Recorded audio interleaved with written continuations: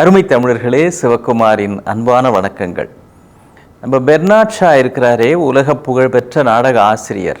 அவருடைய ஒரு அழகான பொன்மொழி ஒன்று படித்தேன். அதை நம்முடைய சன்லைஃப் நேயர்களோடு பகிர்ந்து கொள்ள வேண்டும் அப்படின்னு அது படித்தப்பவே தோணுச்சு. அவர் வாழ்க்கைனா என்ன அப்படின்னு சொல்கிறார் பாருங்களேன். இது எப்பொழுதுமே குழப்பங்களும் குளறுபடிகளும் மட்டுமே கொண்டது அல்ல, இதில் சுவையான திருப்பங்களும் உண்டு, சுவாரஸ்யமான குளறுபடிகளும் உண்டு அப்படின்னு சொல்லுகிறார். இப்போ பாரு, லைஃப்னா இப்படி தாங்க, பிரச்சனை, பண கஷ்டம், அந்த கஷ்டம், இந்த கஷ்டம். இதில் கொஞ்சம் கவனித்து பார்த்தோம்னா ரொம்ப இன்ட்ரெஸ்டிங்கான விஷயங்கள் நிறைய நடந்து கொண்டே இருக்கிறது. அது நம்ம எதிர்பார்க்காம இருக்கிற காரணத்தினால, இல்லை நாம் அதுக்கு தயாராக இல்லாததுனால அது ஒரு பிரச்சனை மாதிரி நமக்கு பல சமயங்களிலே தோன்றுகிறது. நம்ம நடிகர் விவேக் தான் ஒரு திரைப்படத்தில் சொல்லுவார், நம்ம தமிழன் எப்படி போக்குவரத்தில் போகிறப்போ டூ வீலர் ஓட்டிக்கிட்டு போவான், தமிழனை என்னன்றா நினச்ச லெஃப்டில் கை காமிச்சிட்டு ரைட்டில் இண்டிகேட்டரை போட்டுட்டு ஸ்ட்ரெயிட்டாக ஓட்டுறவன் தான்டா தமிழன் அப்படின்னு ஒரு படத்தில் வசனம் பேசியிருப்பார். அது தமிழர்கள் அப்படி இருக்கிறாங்களோ இல்லையோ, வாழ்க்கை அப்படி தான் இருக்குது. இப்போ அண்மையில் பெங்கல் புயல் வந்ததுங்களே, அது அப்படி தான் பண்ணிக்கிட்டு இருந்தது இல்லை, கலைஞ்சிருச்சு நாங்கள், திரும்ப திடீர்னு புயலாக மாறிடுச்சு. அப்புறம் வடக்க நகருது நாங்கள், வடமேற்கே அப்புறம் நகருது, வடமேற்கே நகருது நாங்கள், அப்புறம் ஸ்ட்ரெயிட்டாக சென்னையை நோக்கி வருது, சென்னையை நோக்கி வருதுன்னா பக்கத்தில் விழுப்புரம் தாண்டி போயிடுச்சு. வாழ்க்கை கூட இப்படி தான், நம்ம எதிர்பார்க்கறதுன்னு ஒன்றாக இருக்கும், சில சமயம் எதிர் வருகின்ற ஒன்று வேறாக இருக்கும். அந்த சுவாரஸ்யங்களை எல்லாம் ரசிக்க பழகி கொண்டு விட்டால் ஒவ்வொரு நாளும் ஒரு திருநாள் மாதிரி தான் அமையும். அதுதான் லைஃப். சன் லைஃப் மூலமாக அதை நம்ம தெரிஞ்சுக்கிறதுன்றது சுவையை நாம் இனம் கண்டுகொள்வதற்கு உதவிகரமாக இருக்கும். நம்ம தென்கட்சி சுவாமிநாதன் ஒரு அருமையான பேச்சாளர் இருந்தார், நம்முடைய சன் நேயர்களுக்கெல்லாம் ரொம்ப அறிமுகமானவர். இதுலேயே நிகழ்ச்சிகள் இந்த நாள் இனிய நாள் செஞ்சுருக்கிறாங்க ஐயா. அவங்க உடம்பு முடியாமல் மருத்துவமனையில் இருந்தப்போ அவர்கிட்ட ஒரு நண்பர் வந்து சொல்கிறார், ஐயா என்னோட நண்பர் ஒருத்தர் அப்படியே உங்களை மாதிரியே பேசி காட்டுறாருங்க அப்படின்னார். அதுக்கு அவர் உடனே அப்படியா, அப்படின்னா அவரை வந்து இங்கே படுத்துக்க சொல்லு அப்படின்னார். எப்படி அவர் இவர் மாதிரியே பேசுறதுனால அவர் இங்கே வந்து படுத்துக்கிட்டா பிரச்சனை தீந்துருமா? நம்ம கிரேசி மோகன் தான் ஒரு நாடகத்தில் சொல்லுவார், நர்ஸம்மா அங்கேருந்து வேகமாக வந்து, டாக்டர் 5ஆம் நம்பர் பேஷண்ட்டுக்கு போட வேண்டிய ஊசியை 6ஆம் நம்பர் பேஷண்ட்டுக்கு போட்டாங்க டாக்டர் அப்படின்னு. டாக்டர் டக்குன்னு ஒரு வினாடி யோசிச்சு, அப்படின்னா 5ஆம் நம்பர் பேஷண்ட்டை 6ஆம் நம்பர் பெட்டுக்கு மாற்றிடு அப்படின்ட்டு போவார். இது மாதிரி நம்பரை மாற்றுறதுனால பிரச்சனை மாறிடுமான்னு. இந்த மாதிரி சுவாரஸ்யமான குழப்பங்கள், நம்ம அந்த பேஷண்ட்டாக இருந்தால் சுவாரஸ்யம்னு சொல்லுவோமா, அது வேற. ஆனால் இப்படி தான் அவசரத்தில் சில சொதப்பல்ஸ் அப்படிம்பாங்களே, அது நடந்துடும். இது நமக்கு மட்டும் இல்லைங்க, உலக அளவுலேயே நடக்குது.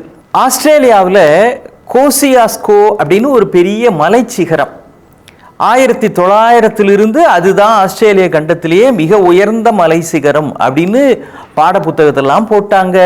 அப்புறம் அதை வச்சு பாடல்கள், கதைகள் எல்லாம் வந்துருச்சு. கிட்டத்தட்ட ஒரு 100 ஆண்டு காலம் அப்புறம்தான் புவியியல் ஆராய்ச்சி செய்கிறவங்க ஒரு உண்மையை கண்டுபிடிச்சிருக்கிறாங்க. என்னன்னா, டவுன் சீட் அப்படின்னு ஒரு உயர்ந்த மலை சிகரம், அதுதான் இந்த கோசியாஸ்காவோட உயர்ந்த மலை அப்படின்னு அப்புறமா அளந்து கண்டுபிடிச்சிருக்கிறாங்க.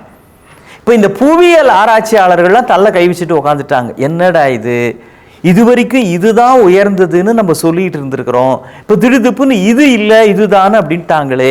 அப்போ பாடல்களில் இருக்கிறது, கதைகளில் இருக்கிறது, புத்தகங்களில் இருக்கிறது, பாடத்தில் எல்லாத்தையும் மாற்றி ஆகணுமே, இது ஒரு பெரிய குளறுபடியாக ஆகிப்போச்சே அப்படின்னு தள்ள கை வச்சுட்டாங்க.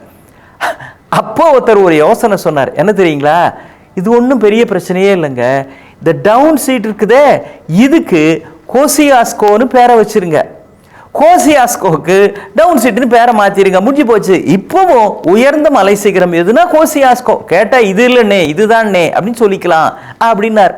பேரை மாற்றுறது மூலமாக ஒரு 100 ஆண்டு கால பிரச்சனையை சுலபமாக தீர்த்து விட்டார்கள்.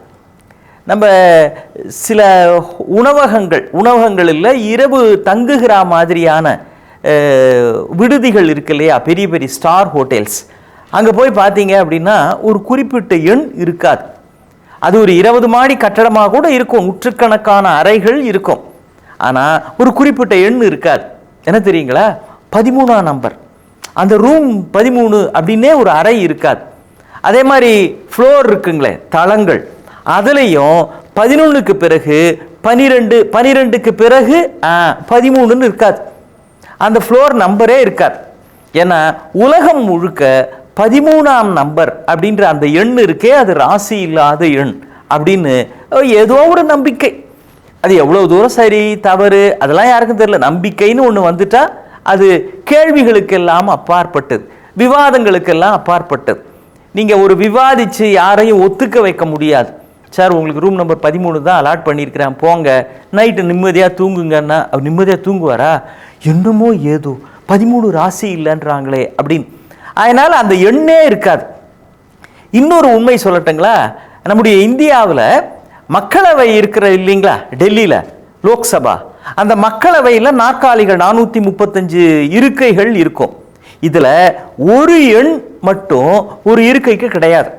அந்த இருக்கை உண்டு, ஆனால் அதுக்கு அந்த எண் கிடையாது. என்ன தெரியுங்களா? 420 அப்படிங்கிற அந்த எண் அங்கே இருக்காது. 419A 419B அப்படின்னு தான் இருக்கும். ஏன்னா 420ல் ஒருத்தர் உட்கார்றதுக்கு எந்த மக்களவை உறுப்பினருமே விரும்பலையா. ஏன்? அது ஆங்கிலத்தில் 420. இந்த 420 அப்படின்றது துரோகம் செய்தவர்களுக்கு இந்திய அரசு சட்ட பிரிவின்படி தண்டனை வழங்கக்கூடிய பிரிவு. அது அந்த 420 உட்காந்துருவாரு, அவரை கூப்பிடுங்க, அந்த 420 கூப்பிடு. இது மாதிரி வாய் தவறி ஒன்று வந்து விட்டால் கூட சம்பந்தப்பட்டவர்களுக்கு சங்கடம் தரும்னு இன்னி வரைக்கும் மக்களவையில் அந்த 420 என்கிற இருக்கைக்கு 419A 419B என்றுதான் எண் வைத்திருக்கிறார்கள்.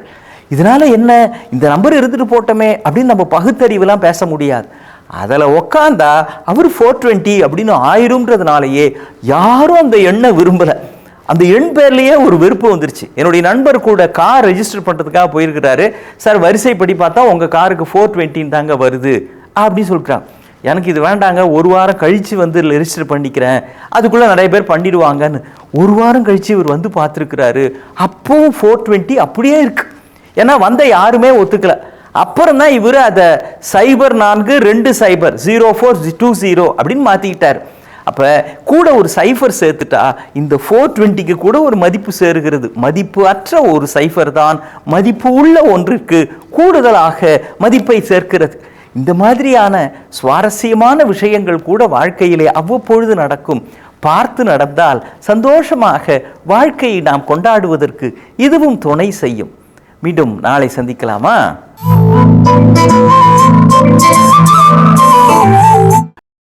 இன்னும் பல வீடியோக்களை காண சன் லைஃப் சேனலை சப்ஸ்கிரைப் பண்ணுங்க.